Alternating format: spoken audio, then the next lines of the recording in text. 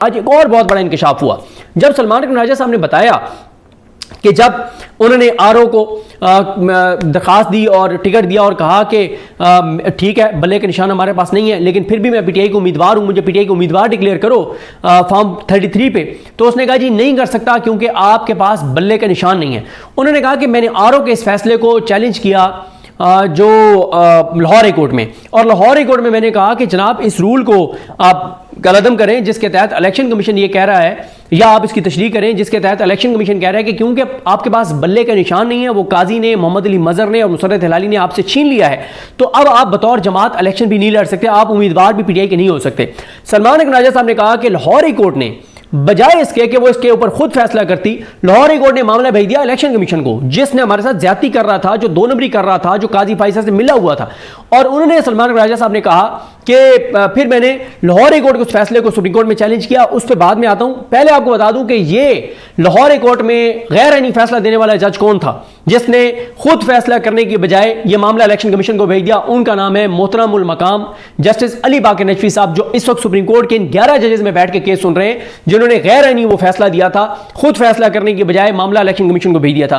फिर सलमान राजा साहब ने कहा कि जब मैंने चैलेंज किया लाहौर हाई कोर्ट के फैसले को सुप्रीम कोर्ट में, तो रजिस्ट्रार ऑफिस ने इतराज लगा दिया कि आपकी जो पिटीशन है इसके साथ जो डॉक्यूमेंट्स हैं वो पढ़े नहीं जा रहे, मध्यम है। कहते हैं मैंने दोबारा अच्छे प्रिंट, वाज़े प्रिंट निकाल के लगाए, तो फिर उन्होंने कहा कि जी हम ये केस इसलिए नहीं सुन सकते, सुप्रीम कोर्ट नहीं सुन सकती क्योंकि अब इलेक्शन करीब आ गया, तो इसलिए नहीं सुना जा सकता। तो सलमान अकबर राजा साहब ने कहा कि हम तो आए थे सुप्रीम कोर्ट के पास, सुप्रीम कोर्ट ने अपने रजिस्ट्रार के जरिए हमें हमारा केस नहीं सुना। अगर सुप्रीम कोर्ट को केस सुन के और कह देती कि बल्ला छिन जाने का ये मतलब नहीं है कि पीटीआई बतौर जमात भी इलेक्शन नहीं लड़ सकती, इलेक्शन लड़ सकती है, निशान मुख्तलिफ होंगे, तो ये मसला ही ना होता।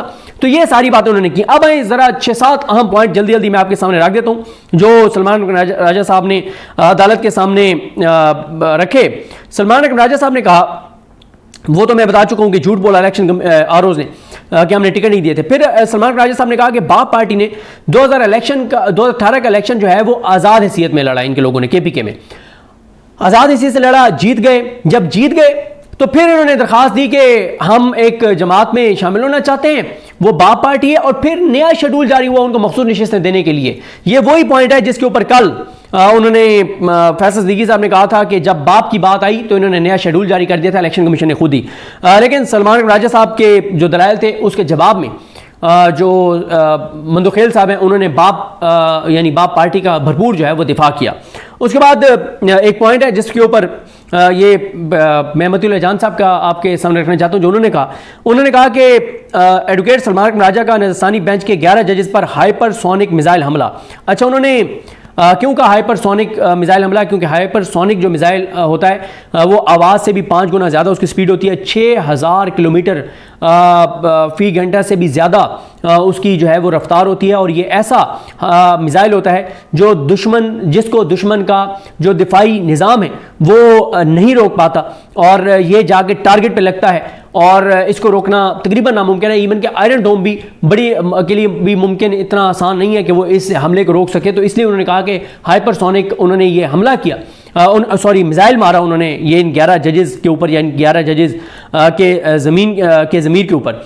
उन्होंने कहा कि मतीउल जान साहब कहते हैं कि सुप्रीम कोर्ट के 10 जजेस ने जिन ज़मीनी हक़ाइक़ को तस्लीम करके पीटीआई को 80 से ज़ायद के, सलमान राजा साहब ने कहा कि सुप्रीम कोर्ट के वो 13 में से 10 जजेस ने तो कहा था ना, 8 ने कहा था कि सारी सीटें जो हैं वो पीटीआई की हैं, और इन्होंने 80 की 80 की जो बनती हैं, और मंदोखेल साहब ने और इन्होंने काजी फाइसा ने कहा था कि सिर्फ 39 की हद तक बनती हैं।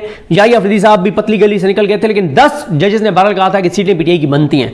उस पर सलमान राजा साहब ने कहा कि सुप्रीम कोर्ट के 10 जजेस ने जिन ज़मीनी हक़ाइक़ को तस्लीम करके पीटीआई को 80 से ज़ायद मखसूस नशिस्तें दी, 11 जजेस का नजरसानी बेंच उन ज़मीनी हक़ाइक़ को गलत साबित करके ही सुप्रीम कोर्ट का फैसला बदल सकता है। और फिर उन्होंने फारसी का एक शेर भी पढ़ा जिसका मतलब था कि मेरे जिस्म को बांध कर मुझे दरिया में फेंक दिया, और फिर कहा कि गीले ना होना। ये बात उन्होंने सलमान राजा साहब ने कहा कि हमारे हाथ पांव बांध के मैं पानी में फेंक दिया और कहा कि गीले नहीं होना। भाई ये हमारे साथ इस निजाम ने जो किया, इन अदालतों ने जो किया, काजी फाइसा ने किया, और आपको पता है। और आगे उन्होंने क्या कहा सलमान राजा साहब ने? उन्होंने कहा कि इलेक्शन से पहले जो कुछ हमारे साथ हुआ वो बयान किया तो आप कहेंगे कि मैं सियासी बातें कर रहा हूं। आप यहां पीटीआई को नहीं अवाम पाकिस्तान को रिलीफ देने के लिए बैठे हैं। लेकिन इस पॉइंट के ऊपर अमीनुद्दीन खान साहब ने कहा कि नहीं ऐसी कोई बात नहीं कि हम अवाम पाकिस्तान को रिलीफ देने के लिए बैठे हैं। वो इस नुक्ता नज़र से इनकारी नजर आए। और फिर सलमान राजा साहब ने कहा कि गलती किसी की भी हो, हमारी हो, इलेक्शन कमीशन की हो, हाई कोर्ट की हो, लेकिन उसकी सजा अवाम पाकिस्तान को नहीं दी जा सकती। अवाम पाकिस्तान को उसकी सजा दी गई, लेकिन 8 जजेस ने उसको अजाला किया और कहा कि मखसूस नशस्तें पीटीआई को दी जाए। लोगों ने वोट पीटीआई को दिया था। खैर वो एक धांधली करके भी पीटीआई की नशस्तें जो हैं वो 180 से सिर्फ 80 कर दी गई और 80 के बस जो मखसूस नशस्तें बनती थी वो सुप्रीम कोर्ट ने कहा कि ये तो पीटीआई को मिलनी चाहिए एटलीस्ट। अच्छा, उसके बाद सलमान राजा साहब ने कहा कि सुप्रीम कोर्ट के 8 जजेस जिन्होंने मखसूस नशस्तों के केस में तारीखी फैसला दिया, उनमें से Justice Mansoor Ali Shah, Justice Munib Akhtar, Justice Athar Minallah, Justice Shahid भाई, जस्टिस इरफान सादत खान, उनको इस बेंच में बिठाया ही नहीं गया। और ऐसा नहीं है कि वो खुद बैठना नहीं चाहते थे, उनको एक प्रोसेस के जरिए समाज से बाहर कर दिया गया। अगर वो बैठे होते तो आज समाज का माहौल कुछ और होता। जिन्होंने तारीखी एक फैसला दिया और वो अदालती तारीख के बड़े जजेस में से हैं जिन्होंने इतना शानदार फैसला दिया और उनको प्रोसेस के जरिए बाहर कर दिया गया, वो आज बैठे नहीं है इस बेंच में। बैठे होते तो आज माहौल मुख्तलिफ होता। लेकिन यह बात अमीनुद्दीन खान साहब को बहुत बहरहाल नागवार गुजरी। और इसी तरह से उन्होंने कहा कि इलेक्शन से पहले हो यह रहा था कि जिस बैनर पर भी पीटीआई लिखा होता था तो इदारे रात को आकर उस बैनर को फाड़ देते थे। वो कहते थे कि किसी को भी कोई हक नहीं कि पीटीआई का वो नाम ले। पाकिस्तान के अवाम का वोट और इंतखाब का हक के हक की नफी इसलिए नहीं हो सकती कि मैंने जी इलेक्शन से पहले जो है वो चैम्बर अपील दायर नहीं की। वो जो रजिस्ट्रार ऑफिस ने एतराज़ लगाया था ना, तो जजेस ये कहते हैं कि आपको उस एतराज़ के खिलाफ चैम्बर अपील दायर करनी चाहिए थी। सलमान राजा साहब कहते हैं कि हालात आपको भी पता है उस वक्त क्या थे, और अगर मेरी गलती है, मैं अगर मान भी लूँ आपकी बात कि मेरी गलती है कि मुझे चैम्बर अपील दायर करनी चाहिए थी, तो क्या इस एक गलती की सजा पूरे पाकिस्तान के करोड़ों वोटर्स को देंगे जिन्होंने पीटीआई को वोट दिए? फिर उन्होंने सईद बलोच साहब ने एक बड़ी प्यारी बात किया। उन्होंने कहा कि हाजी अमीन साहब अपने इख्लाफी नोट पर डटे हुए हैं और जमाल मंदोखेल साहब अपने नोट का दिफा करते हैं, जबकि 8 जजेस का अक्सरियती फैसला लावारिस पड़ा है। उसका दिफा करने के बजाय जज खुद उसमें कीड़े निकाल रहे हैं। यानी जमाल खान मंदोखेल साहब ने और काजी फाइसा ने कहा था कि 39 MNAs के एवज पीटीआई को नशस्तें मिलेंगी, बाकी 41 की नून लीग और पीपल्स पार्टी और MQM में तकसीम होंगी और मौलाना में। 8 जजों ने कहा था ये 80 के 80 जो MNAs हैं जो कहते हैं हम पीटीआई के हैं, इनके सीटें पीटीआई को मिलेंगी। अमीनुद्दीन खान और नईम अख्तर अवान ने 2 जजों ने कहा था कि जनाब एक सीट भी पीटीआई को नहीं मिलेगी। अब जिसने ये कहा था कि एक सीट भी पीटीआई को नहीं मिलेगी, वो मौसूफ माशाल्लाह बेंच की सरप्राइज कर रहे हैं। और वो जो 8 जज थे उनमें से 5 को बेंच में शामिल नहीं किया। एक जो आयशा मलिक साहब हैं उनको बेंच से अलग कर दिया गया, और जो 2 जजेस हैं यानी ये मोहम्मद अली मज़हर साहब और हसन अजहर रिजवी साहब, वो दोनों जो हैं वो अब हुकूमत के साथ इस वक्त बज़ाहिर उनके हक में रिमार्क्स दे रहे हैं। और एक चीज़ और मैं आपको बताऊं, मेरे लिए बड़ा हैरान कौन है बतौर कोर्ट रिपोर्टर कि इस वक्त तक जब से ये समाज शुरू हुई है अब तक एक भी जज ने एक भी ऑब्जर्वेशन नहीं दी जो पीटीआई के हक में जाती हो, जो उन 8 जजों के फैसले के हक में जाती हो। अंदाजा लगाएं। और जजेस के आंखों में ऐसा खौफ है, चेहरों पे ऐसी बेबसी है कि जब सलमान राजा साहब ने बार बार कहा कि आपके फैसले पे 8 जजेस के फैसले पे इलेक्शन कमीशन ने अमल दरामद नहीं किया, इनसे पूछे, एक जज ने भी उनसे नहीं पूछा। जब सलमान राजा साहब बार बार बता रहे हैं कि हमारे साथ इलेक्शन में ये हुआ है, आपको नोटिस लेना चाहिए, एक जज की जरूरत नहीं हुई कि वो पूछे कि ये क्या हुआ था 8 फरवरी के से पहले। ये है खौफ जजेस की आंखों में और उनके चेहरों पे बेबसी।